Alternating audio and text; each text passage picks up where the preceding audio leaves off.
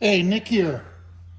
Um, Working on a couple things here that I wanted to show you. I'm doing the parking lamps on the Mr. Gold, the brown or gold Cadillac. They're bad. Mr. Green is missing one as well. So I'm working on those, and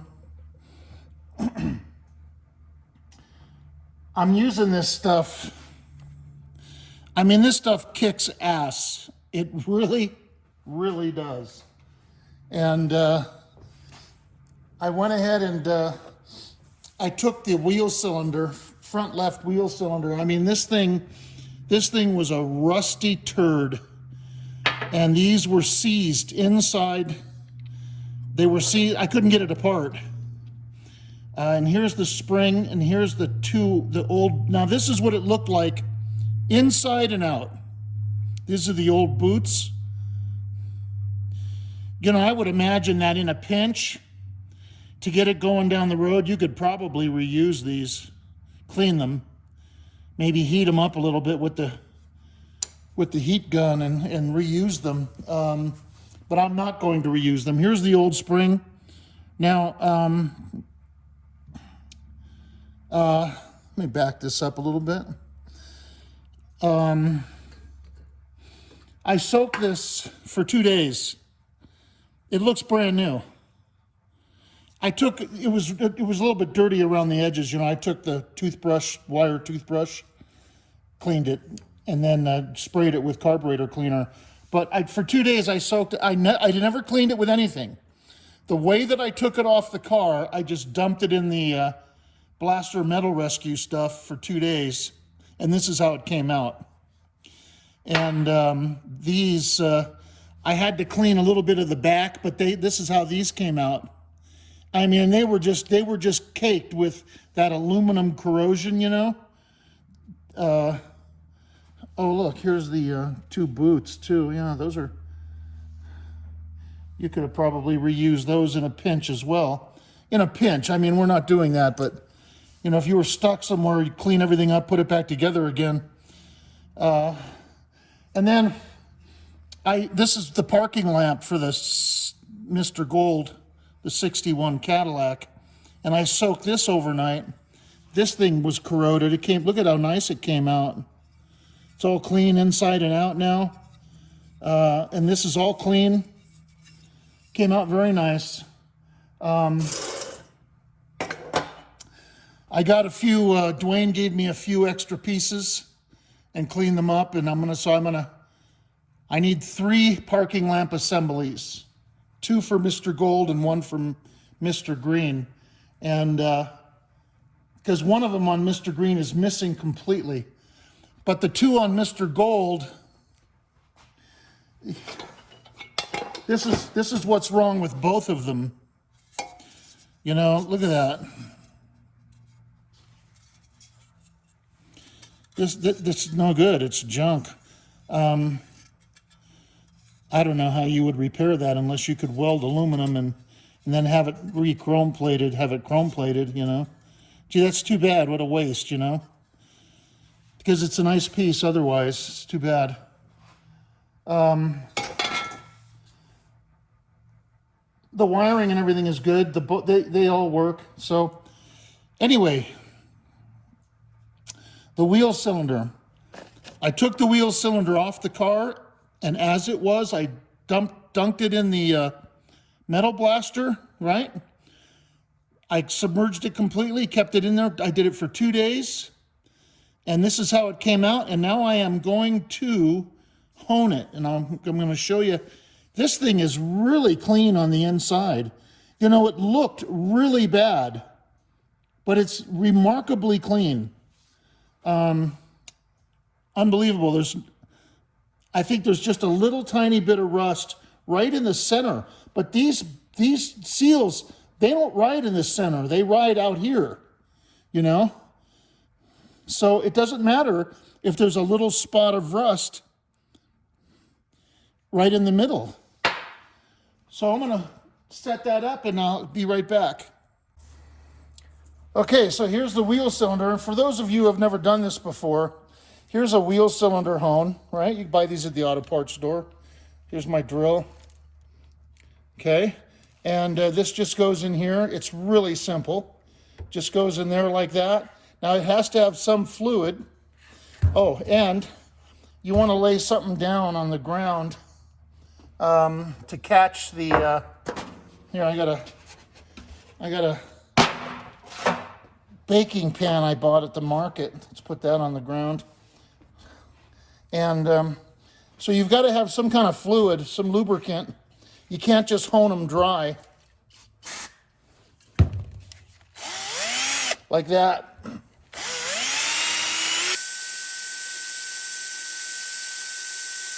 And then you ask, well, how long do you do it for? And really, you just do it until the inside is polished, honed out nicely. You know, no scratches, no scars, no rust. I can do the other side too.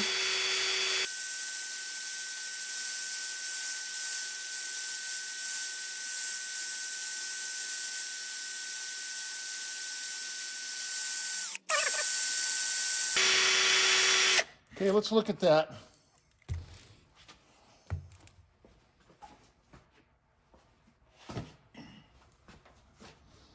Looking pretty good already.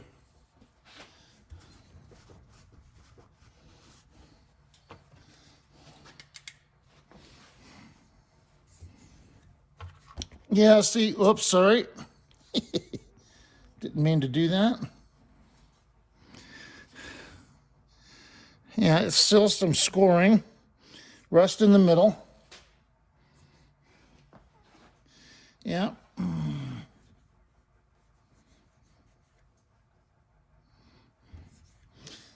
Needs to be gone over some more.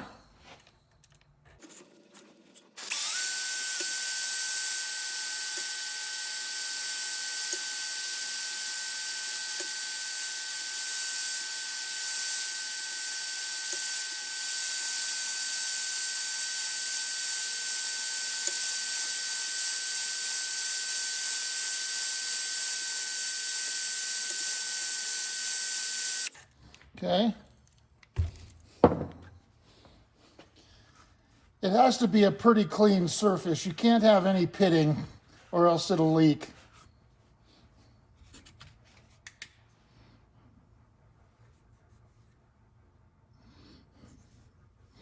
You can see where there's a line there of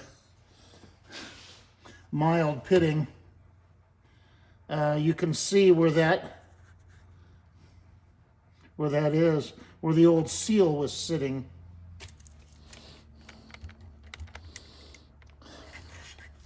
You know, if you can't get rid of the pitting, then you buy a new one.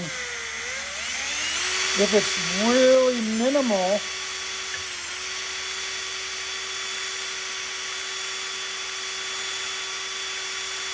I mean, if it's barely there and you can barely see it, it's almost like just the metal is stained, you could probably go ahead and use it.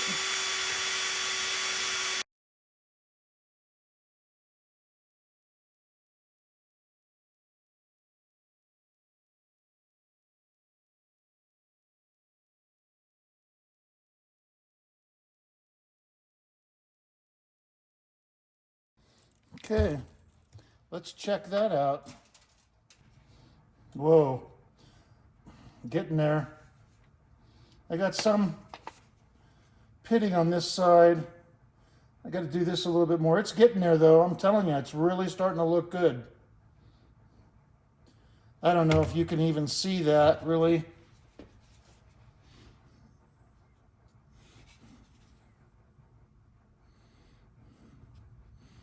Here you can see the pitting on the inside. Right where that hole is. See it? You can see it there. But that's in the middle. The seals don't reach the middle. I'm worried about right here, about an inch in, there's some pitting. I want to get that out.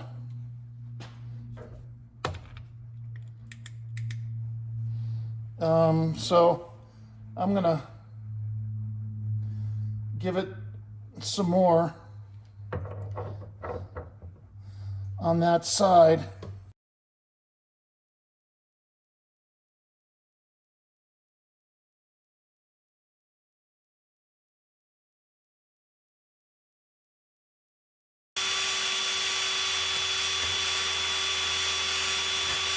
I'll tell you, if you put the can at the other end, it tells you when you've gone too far, like that.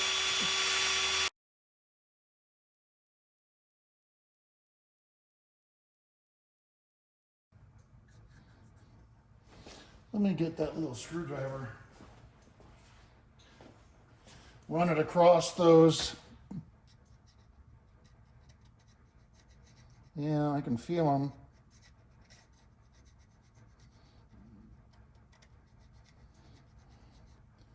There's a ring in the inside of pitting.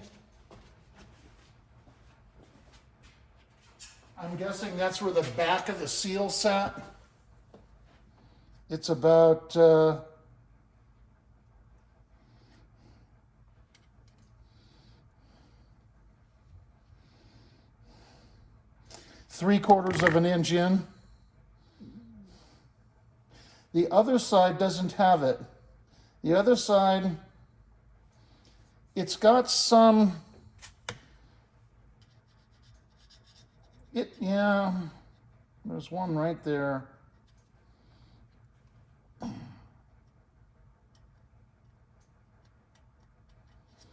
Yep. Anyway, that's how you hone them out. I'm not going to use it. It's pretty heavily pitted, I guess, ultimately. This one side that looks really good, it's got one hole in it, and it's well, actually two. It's got 2 pit holes that are deep, and it'll leak there, especially on this one. And then this side, it's got a ring all the way around of light pitting, but I can feel it with the edge of the screwdriver. It's pretty rough. You can't really feel it with your finger. You know, your fingers aren't that sensitive to feel that, but you can feel it with the edge of a screwdriver easily. I got new ones. I'll use new ones on the front. On the back, I got those cleaned up nice. The backs went real nice. I don't know why, but they did. So I was able to rebuild those. So anyway, if you want to rebuild yours, it's easy. And then here, I'll show you. I'm leaving out a step, aren't I? How to put them together.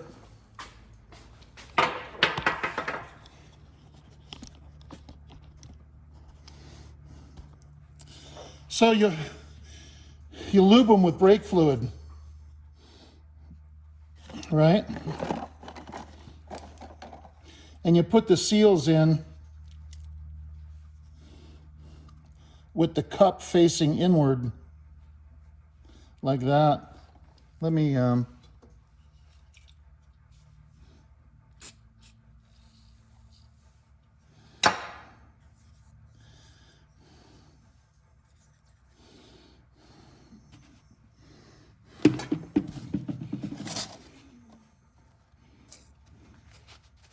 lube it up a little bit. So you make sure the cup is clean, right? Lube it with brake fluid. I'm just showing you how to do this. That's why I used PB, but because I'm going to take it apart again. But you put them in like that, right? And then the pistons go in over it. And what I do is I use anti-seize on the piston lightly. Okay. And then the spring goes in.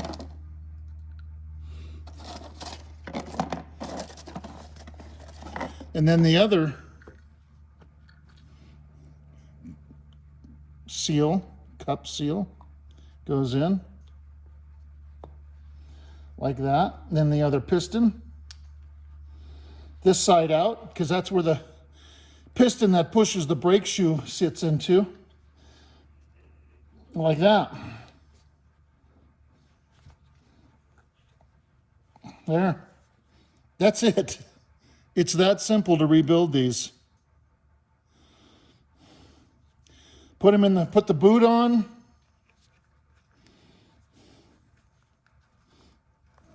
See? Really simple. It's a lot cheaper too. All right, one more thing. Whenever you put in new wheel cylinders, don't assume that they were assembled correctly. I have not taken this apart, but you always take them apart and look at them.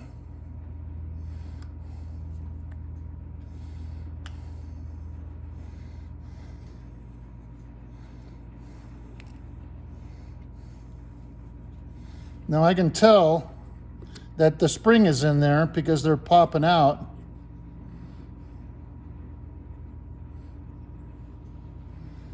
Feels like it has assembly lube in it. Okay.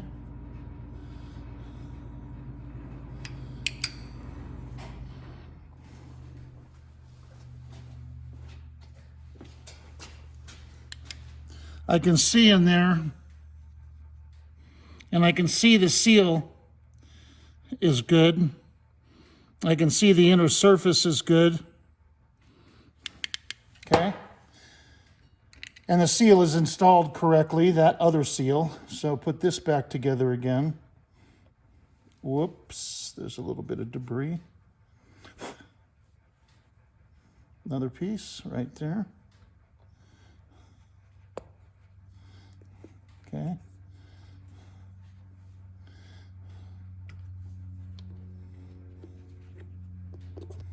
Okay, right? It's both the pistons are free to go back and forth. Put the boots back on. I've had that happen before a couple times.